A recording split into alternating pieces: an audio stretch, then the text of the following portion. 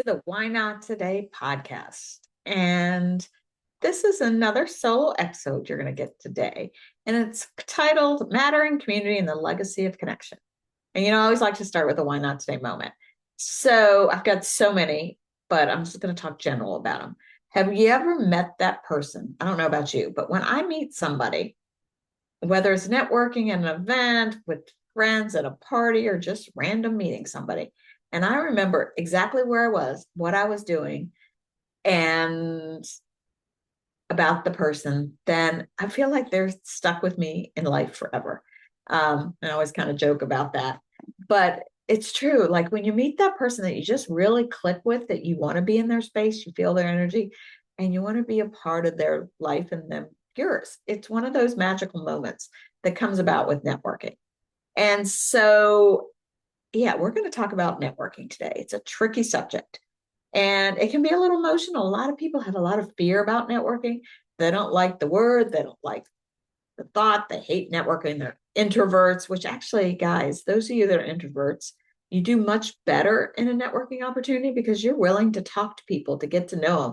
You're not just the life of the party. And sometimes that can be a little intimidating when people are very much extroverts in the life of the party. But, getting to know people. And so networking is just something that's come natural to me. And it's really, I really don't like the word. And I have rebranded my Facebook group and talking about it. And friends are like, but I thought your events that you do aren't networking. And, anytime you are with another person, having conversations, connecting, building community, that is networking. And so in the Mary Kay world, we called it warm chattering, which I had somebody train my consultants one time. They're like, I love that name. And that's really what it is. It's building those connections. So networking is really the foundation of everything I believe about business, community, and connection, and really how I run my world. Just yesterday, I was out walking my dog, talking to another woman, and the dogs were playing. And we started talking, and she wants to move to Asheville and retire there. And I'm like, well, let me connect you with my friend Julia, because she lives there. And Julia is always open to meet new people. She's, just like me, we love collecting friends. So we heard the word networking all the time, but often I say networking is not about business cards, referrals, and selling. It drives me crazy. Maybe it's my own pet peeve, but you walk into a networking event and somebody just shoves their card in your face or a brochure. I'm like, first of all, a lot of people walk into any event that you've not been to before. You may be a little uncomfortable. You don't know the people. You don't know the culture. You don't know the vibe. And so, especially when you see somebody walking in new and you've been there before, welcome the person. But people often walk into an event and they're kind of trying to get the vibe, get the feel for it. So do not be the person at the door slamming somebody with a card or a brochure. And so what really networking should be is about mattering. And at the end of the day, people don't just want to belong. They want to be seen, they want to be valued, and they want to feel like they matter. And I learned this long before I ever entered into the world of business, not knowing what I was learning. But when I was in high school, go way back, my father was one of the founders of what is now called the Reston Board, or Greater Reston Chamber of Commerce. At that point, it was the Reston Board of Commerce. And so I didn't really get what he was doing. I helped him answer the phone, make copies. I know he went to events, but I didn't really understand. His business actually was a city planner, and his business was not local at all. It was national.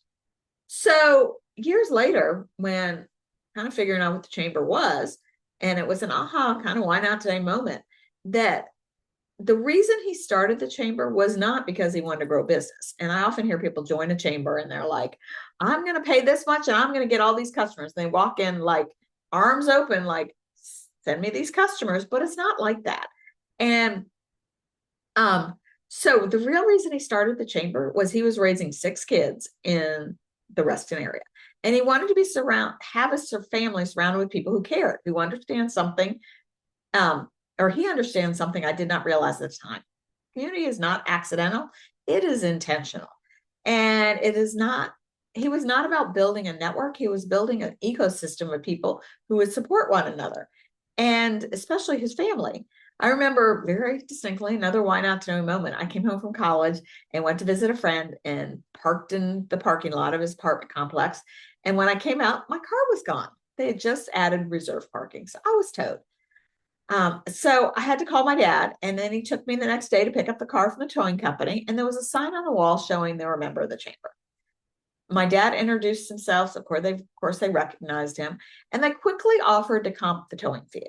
And I remember thinking, great, problem solved. I don't have to pay for that. But my dad said no. He was always about teaching us lessons. Sometimes it drove me crazy, but he wanted to pay, and he wanted me to have to pay him back. And by the way, I never did pay him back, but he did teach me a valuable lesson. He was teaching me that community does not mean privilege. It means responsibility. It means respect. And it means understanding relationships are built on integrity, not favors. But it also taught me that community, that we were part of a community and people knew him and he was able to be there and they wanted to support him. And so it was about how you show up. And so years later, another big aha. My dad had a stroke and something unexpected started happening. I would be walking through parking lots, grocery stores, restaurants, and strangers would stop me and say, "How's your dad? I heard he had a stroke." He helped me years ago. My first reaction, like, who are you and how do you know my dad? But I had no idea how many lives he touched. And when he unfortunately passed away, there were over 500 people there. And still, 13 years later, people stop and say, I was there. Your dad helped me when I was struggling. He made a difference in my life. And so that's really what networking it is. It's being aware of your community, people out there, and being willing to help. And you never know where the blessing is going to come back. So he didn't build a network, as I'm figuring out now. He built a legacy. And I realized something else. Most people he helped never became his clients, like probably 99.9% of them. Many never did business with him, but some bravely knew what he did professionally, or some barely knew what he did professionally, but they knew how he made them feel. He actually was a master at asking questions and getting to know people. Like every one of his nurses and doctors, he knew they were from, where they're from, their history. He had a knack for making people feel seen, they felt supported, and they felt mattered. And that makes such a difference. And so recently, I just listened to a powerful podcast that Oprah Winfrey had. A woman who wrote, her name's Jennifer Wallace. She wrote a book about mattering and the concept of mattering. And it really just stuck with me. And ironically, I listened to it right before recording this podcast. Psychologists define mattering as a feeling that your life has significance and that you are important to others. It's not about just belonging. Belonging means you're included. Mattering means you would be missed if you were not there. And research shows that feeling like you matter is one of the significant or the strongest predictors of emotional well-being, resilience, motivation, connection, and even success. And I think there was a quote in the podcast, or it was even the title, I think, of Oprah's podcast. It's basically resilience is supported in relationships or something like that. I need to go back and look at it. But in other words, people do not thrive because they're busy. They thrive because they feel valued. Think about that for a moment. In business, we often focus on visibility. More followers, more leads, more clients, but research suggests something deeper. People do not remember how many times you posted. They remember how you made them feel. And when people feel like they matter, trust is built. This is where the know, like, and trust really begins. Not with marketing, not with meeting. And I often say, people will do business with you when they know, like, and trust you. And you never know where that person's going to come from. And I'll share a story in a minute about that. But I often wear, and I'm wearing today, a starfish. And because of the story of starfish means so much to me, and it perfectly captures this idea. A kid was walking down the beach he was picking up starfish, throwing them in the water. One by one, he picked up a starfish, threw it into the ocean. Some man comes up behind him and says, "What are you doing?" Because I'm making a difference. And he said, "How can you possibly make a difference? There's thousands of starfish on this beach." And the child picks up the starfish, throws in the water, and says, "I made a difference to that one." And this story changed how I see community. We often think I may be too small, my business is too small, my impact is too small. But connection is not about scale, it's about significance. Every person you encourage is starfish. Every introduction you make is a starfish. Every moment of support is a starfish. My father did not try to help everyone. He helped someone, and that helped build the community. And so with the starfish, you just never know who is watching you and that you're making an impact. And you also never know who you're going to meet that's going to be the person that connected you with somebody else. Two stories about that. Years and years and years ago when I was in college, I met somebody randomly at the grocery store, met a bunch of people, but one person stuck in my life and we became friends and remain friends. And because of that one friendship, I know so many people, and my life is so filled because of that one friendship. How many 40 years ago? Unfortunately, he is not in this world anymore, but my life is still touched every day because I don't know if you can see behind me, but I now have a puppy dog because of him. But you just never know. Another story of connection, and you never know where things will come back to pay you forward, is again, years ago, probably 13 years ago, we happened to be on a boat at Smith Mountain Lake and met these two couples and invited them on the boat with us for the day. The next day they were renting a boat and we ended up going out in the boat and navigating around the lake. Never saw them again. We connected on Facebook and every once in a while comment on each other's stuff, but not really. 13 years later, this woman reaches out to me in a private message. She goes, "Are you still selling Mary Kay?" I'm like, "Yes." She goes, "Somebody told me I should try the products, and I had a Mary Kay consultant, and it was you." And I'm like, she had never bought anything from me. Now she's a great customer. So you just never know. Don't give up. So today, let's talk a little bit more about networking. Today, people call what we do networking, but I see it differently. Networking is not about collecting contacts. It's about cultivating connection. It's about building the know, like, and trust in a human way. And there's a few mindset shifts that changed everything for me. To really think of it not from transactions, but think of it as relationships. Don't ever think, what can I get from this person, but how can I serve this person? I love connecting other people. If you know anything about me, if you need contact, I probably know somebody. And it's interesting. One of my sisters who used to work for the chamber long ago and then worked again, and now she works in a credit union as a relational banker or relations. I don't know exact title, but between the two of us, we're kind of like, all right, if you know one of us, if I don't know the person, she probably knows the person. Lots of connections. And so looking like, how can I serve this person? How can I connect? And building that network of people is so powerful.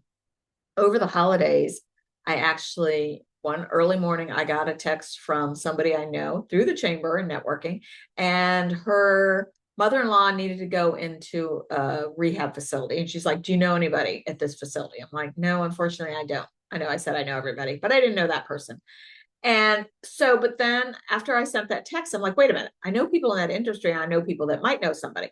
So I reached out to somebody else, two people I know, got responses. One went as far as, she was on vacation, went as far as reaching out to somebody else who reached out to somebody else. And 10 minutes later, we have a cell phone number for the person to contact. So that's the value of networking and building your network. So first is think about it from shifting from transactions to relationships. The other mindset is from visibility of value. It's not about being seen. It's about helping others be seen. And then 3, think about it, not from competition, but collaboration. There's enough opportunity for everybody. When we grow together, everybody wins. And, you might be the exact same business, but somebody else might do it just differently, or they might relate to you. And so really think about, how can we all work together? And that's why I'm so passionate about creating spaces like the Why Not Today community, doing networking lunches in Northern Virginia. It's not about building a community, it's a legacy. And just a little information about the podcast. If you don't know about Why Not Today, and this is your first time visiting it was a podcast I started almost 4 years ago in honor of my dad, who often said, "Why not today?" And it started as a Why Not Today moment that I'm like, I want to do a podcast. I finally started it. And by the way, I don't edit these on purpose because it's part of the message. It's like, why not today? You just got to start. And so I started the podcast and it has grown and shifted. You're seeing more of me now with training and tidbits and things to help you support yourself in business or in life. Networking can help grow your business, but it also helps grow your life. And then I had another Why Not Today moment to start the Why Not Today Connects Luncheon. I have started a business called Why Not Today. I've added Inner Circle, and we talk a little bit more about that next week.